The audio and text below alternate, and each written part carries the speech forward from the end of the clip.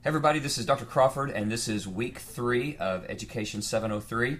And I'm coming to you today in a temporary office. We're actually doing some construction around here, some renovation. They're putting together a new office area for me, and so I'm grateful for that. But I'm in here today, and behind me, you're probably wondering what is in the world is behind me. That is a grow light for my bonsai tree. So I'm trying to keep my tree alive, and so I've got my light mounted, and it keeps me company. But anyway, enough of that. I hope you had a great, wonderful Easter holiday with your family and with friends, and I hope you celebrated the resurrection of Jesus Christ. And now that we got through the Easter holiday, it's always time to move on. We've got much more to do with our course, and you got a lot to do this week. So let me say that you need to be reading your material. You've got Gutek chapters 7 through 9. You've got Moreland chapters 5 and 6. You have a discussion board again this week. And this week on the discussion boards, we're going to be looking at some personalities. Let's see, we're going to be looking at Erasmus, Aquinas, Calvin, Comenius. You're going to be looking at worldview now. We're going to really be focusing in on worldview, and we're going to be looking particularly at those four individuals and their different worldviews and how they viewed reality, how they view education, and how they view the nature of people, personality. So you're going to look at that, and then you're going to comment. You should have plenty of material there to get a 200-word response out by Thursday of this week. And then, of course, you want to reply to 2 of your classmates by Sunday midnight. And then you have a worldview quiz this week. You're going to, and worldview is going to be important. We're going to come back to worldview in your philosophy paper at the end of the course, and Of course, I'll talk more about that when we get there. So really hone into worldview right now. Don't stress about the quiz. It's really not a big deal. It is timed, but there should be plenty of time to take care of it. So you got your materials that you can access and have available to you. You want to be sure and go through everything before you take the quiz this week. You've got several presentations that are part of the module that you want to look at. So just take your time, work through the material, and then you'll do well in the quiz. I know you will.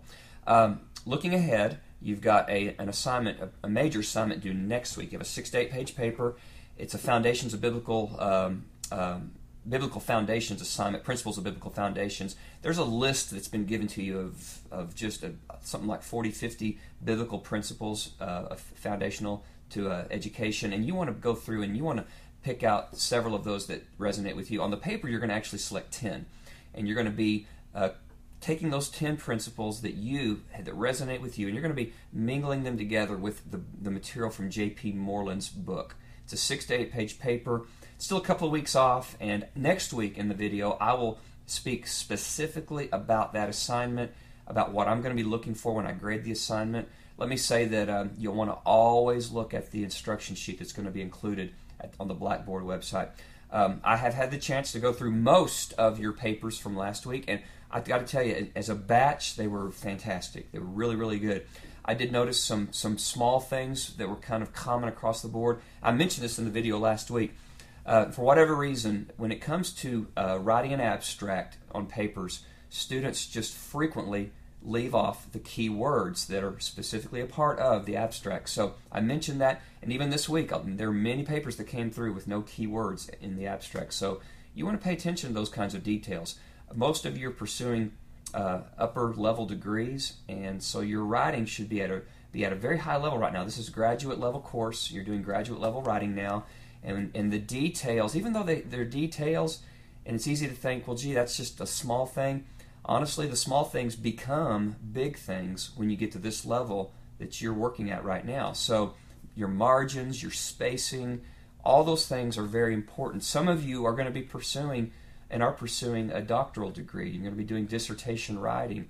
And so I want to do what I can to help you on the formatting side. That formatting deal is one of those things that you got to get it down, because it will hound you, it will dog you, it will take points away from you, and when it comes to a thesis or a dissertation, you've got to get it right. There's just no two ways about it. You either get it right or you don't. So I want to help you get that right, and the grading in this course as we progress will become more significant on the formatting side. So I want to try to help you with that, and that's really where most of you are still just fine-tuning the formatting. So what I'll do on the grade book is I'll grade, I'll provide comments, and then I'll try to put some things in there to help you in the future. Just some things I noticed that you need to work on. So most of that's been graded if you've turned it in, and you can check the grade book and you can check the comments. If you have any questions about that stuff, just email me. If I'm not clear and I need to just take a little more time to explain what I'm talking about more clearly, I will do that for you. So like I said, my goal is to make sure you do as well as possible. I want everybody to do well in this course, and I want everybody to do well